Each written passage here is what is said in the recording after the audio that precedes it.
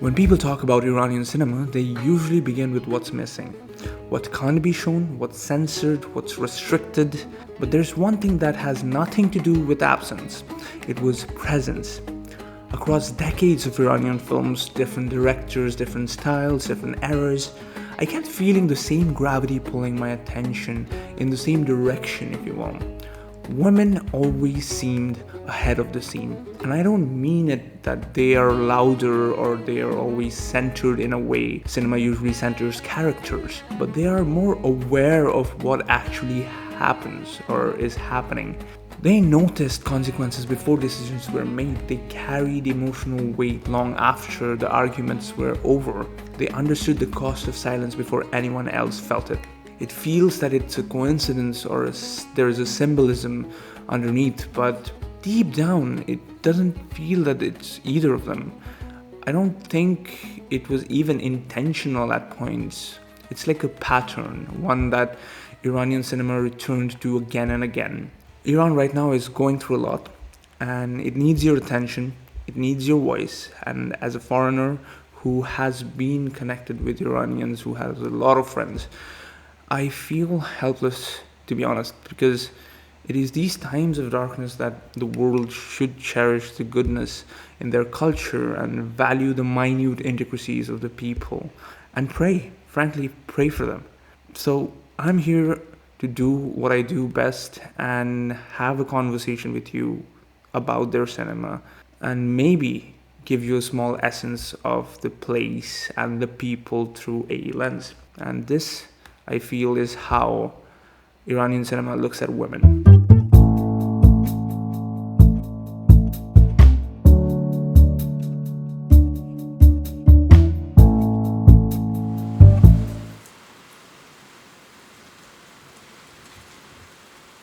When people describe Iranian cinema, they often focus on the limits, what they can't show, what it has to imply.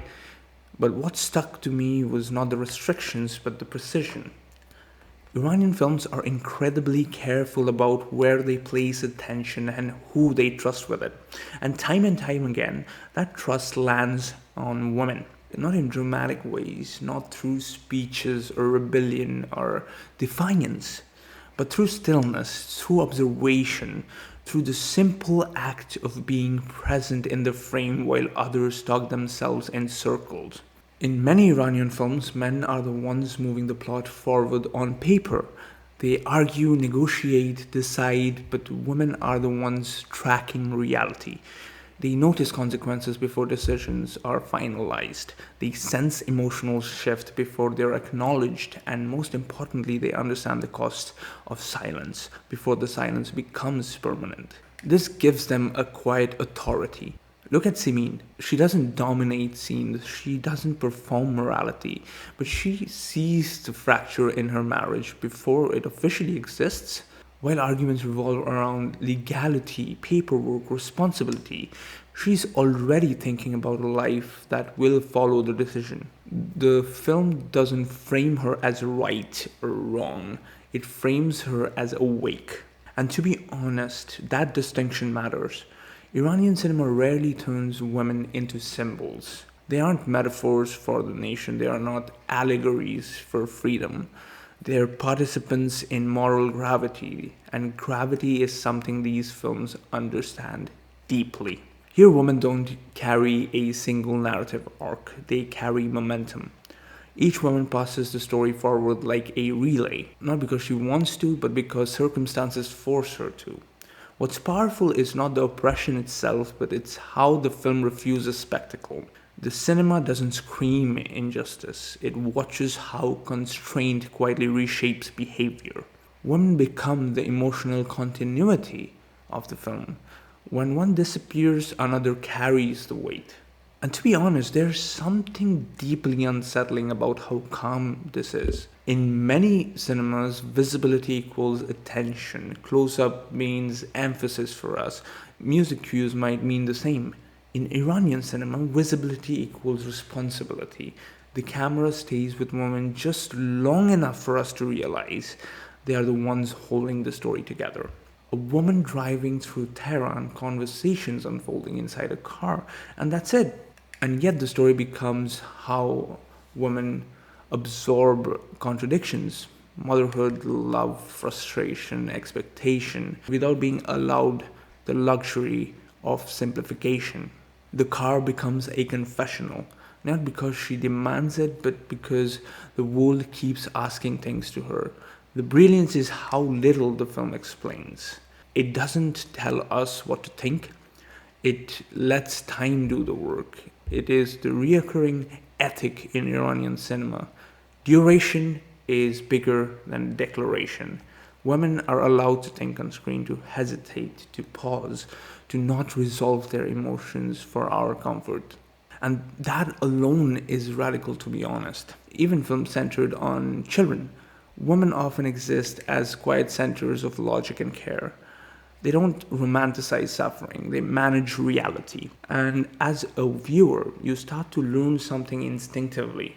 If you want to understand what the film really is about, watch the women. Not because they control the narrative, because they already are living inside its consequences.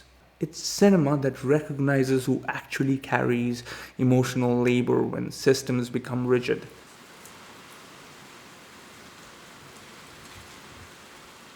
Once you start noticing how Iranian cinema places women at the center of awareness, something else becomes impossible to ignore. They also are the ones holding the moral structure together, often in worlds where every formal system is quietly collapsing, if you will. Law, marriage, religion, authority, these institutions still exist on paper in Iranian films, but they rarely function cleanly. And when they fail, the burden transfers, usually onto women. What Iranian cinema does again and again is to show morality not as ideology but as maintenance, something that has to be actively held in place where everything else strains against it. The brilliance of this film isn't its twist, it's how every legal argument slowly reveals its emotional insufficiency. The courtroom becomes a space of procedure, not truth. Every character believes they're right, every character has legal footing, and yet justice remains unresolved. At the center of this moral deadlock stands Simin. She's not framed as heroic, certainly doesn't deliver speeches. She doesn't win, but she is the only character consistently asking the right questions. What kind of life are we building? What kind of future does this demand? Here, the system isn't quietly broken, it's openly hostile. Women move through Tehran like fugitives, not because they've committed crimes, but because existence itself has been criminalized. A woman steps outside without permission, another tries to find shelter for the night, another attempts to access medical care. Each obstacle is bureaucratic, each refusal is procedural, and each moment strips away the illusion that morality lives inside the system at all. What holds the film together isn't plot, it's endurance. Women helping women, small kinds of exchanges in hostile spaces. There's an understanding that when institutions collapse, ethics migrate into human relationships. This migration becomes almost playful at times, but not less serious. Girls arrested for trying to watch a football match. Soldiers tasked with enforcing rules they barely understand. Authorities reduced to confusion. And men enforcing the laws. And women exposing the absurdity. And all done through presence, by simply wanting to participate, by refusing to disappear quietly. Here the system doesn't shout, it suffocates. A woman drives through Tehran, her car becomes the only space where conversation can breathe. Men speak in certainties, institutions speak in expectations, and she responds with lived complexity. And the camera doesn't judge that, it just quietly listens. And listening becomes the act of resistance. What connects all these films is not the protest, it's the responsibility. Iranian cinema rarely allows women the luxury of abstraction. They don't get to debate ideals, they manage consequences. They clean up emotional wreckage, they protect children from inherited damage. They make decisions without guarantees, And that's what gives Iranian cinema its quite devastating force. Because it isn't asking whether systems are just, it's asking a harder question, as a matter of fact. Who carries the weight when they aren't?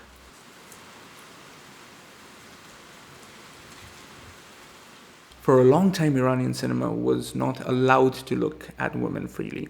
Not politically, not culturally, not even cinematically. After the 1979 revolution, the Islamic Republic didn't just regulate bodies, it regulated images. Women on screen had to be modest, covered, restrained. No physical intimacy, no desire, no interior conflict that could be mistaken for rebellion. A woman could exist in the frame but only under supervision. And yet, the restriction created something unexpected. Because when you remove the obvious tools of expression, filmmakers are forced to invent new ones. Iranian cinema doesn't disappear, it transformed. Instead of showing women directly, films began to circle them. Instead of dialogue, they used silence. Instead of romance, they used distance. Instead of freedom, they used metaphor. And women became the emotional center of these metaphors. Take The Circle. This film doesn't follow one protagonist. It moves from woman to woman, each one trapped by a different wall. Law, family, poverty, surveillance. No single character is allowed to complete her story. Every time someone tries to escape, the camera moves on. The structure itself is the message. The circle never breaks. What's remarkable is that Panahi doesn't present these women as symbols. He presents them as ordinary, which makes the system surrounding them feels monstrous. The film never raises the voice, and that's why it hurts the most. Or consider 10. 10 conversations, 10 rides, a camera fixed on a dashboard.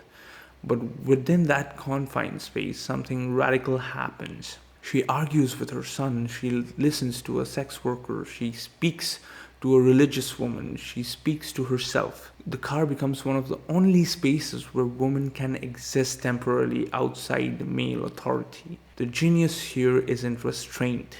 Kiarostami doesn't editorialize. He doesn't rescue her, he lets her speak. And in a system that controls women by silencing them, listening becomes the act of resistance. This is the pattern you begin to notice across Iranian cinema. Women are rarely allowed to win, but they're allowed to endure. They're not free, but they're aware. And they're not loud, but they're present. Even in films centered on children, women are often the moral backbone. In Majid Majidi's Children of Heaven, the mother's exhaustion, tenderness, and quiet suffering grounds the entire film. She doesn't drive the plot, she gives it gravity. In Bahran, the female character barely speaks at all. She hides her identity as a woman in order to work. Her silence isn't emptiness, it's protection. What Iranian cinema understood early and what many industries still struggle is that visibility is not the same as dignity. Sometimes showing less reveals more, but this poetic restraint also comes with a cost. Because for decades, Iranian women filmmakers were telling stories about women through filters, censorship, metaphor, male intermediaries. The question lingered quietly in the background. What would Iranian cinema look like if women could speak without permission? And that question didn't stay hypothetical forever. And when women finally began answering themselves, Iranian cinema changed again.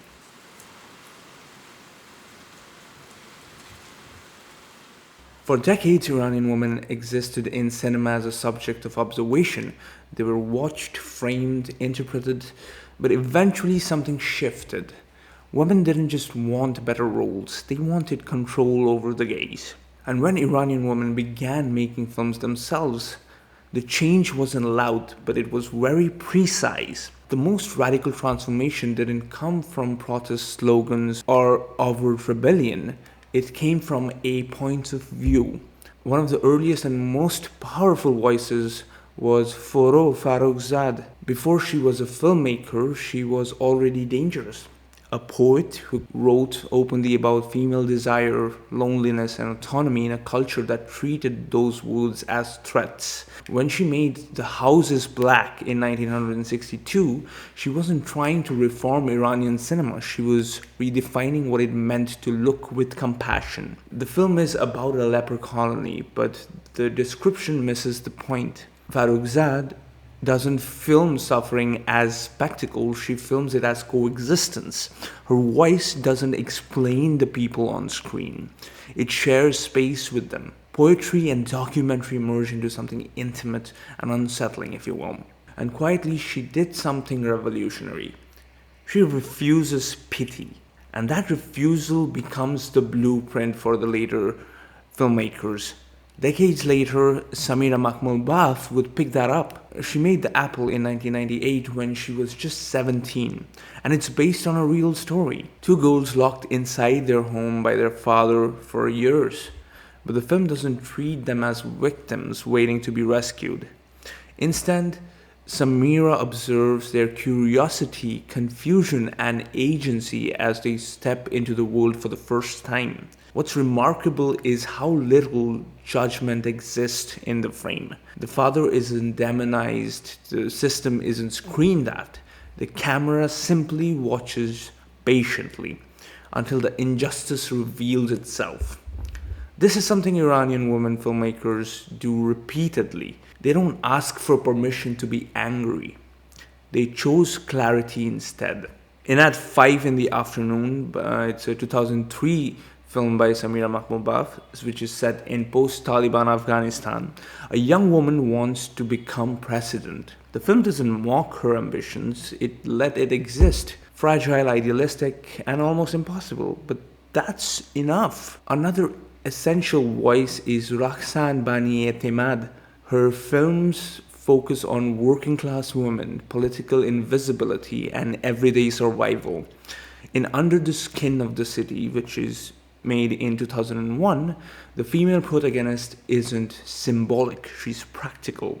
She worries about rent, children, labor, dignity. Bani Etimad's camera doesn't romanticize struggle, it documents it. And then there's Exile.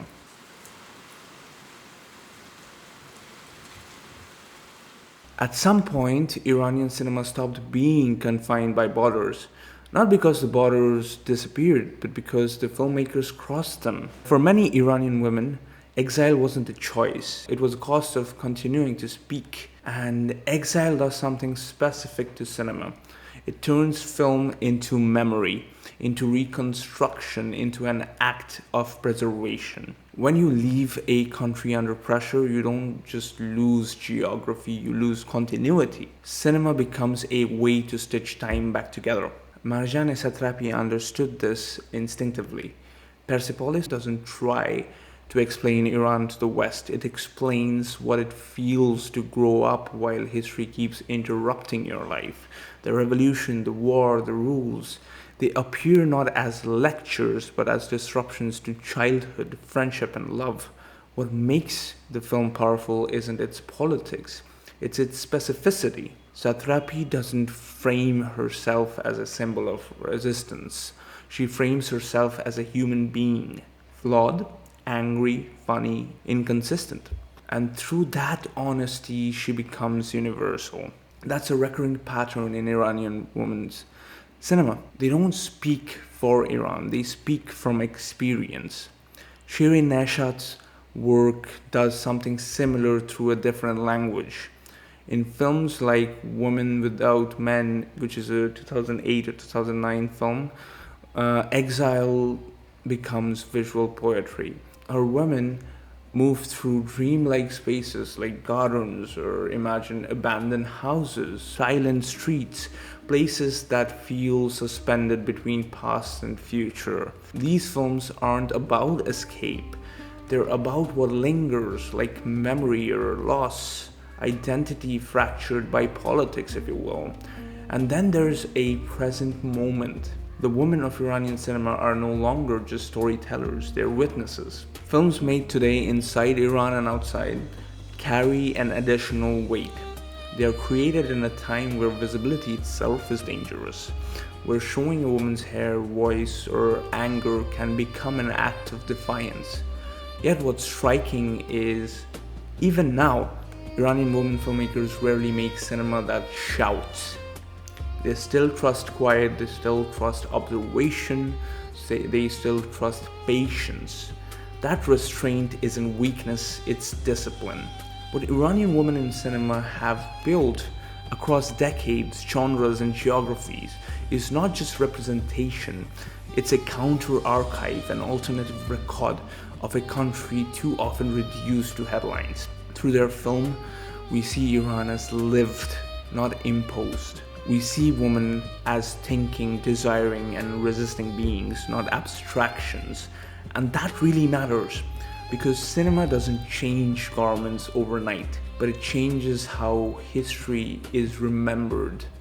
When future generations ask what Iranian women were like, how they lived, thought, resisted, loved, these films will answer, not with slogans, with faces, with silence, with stories that refuse erasure. And maybe that's the most radical act of all. To exist clearly, to be seen honestly, and to keep telling your story even when the world tries to look away.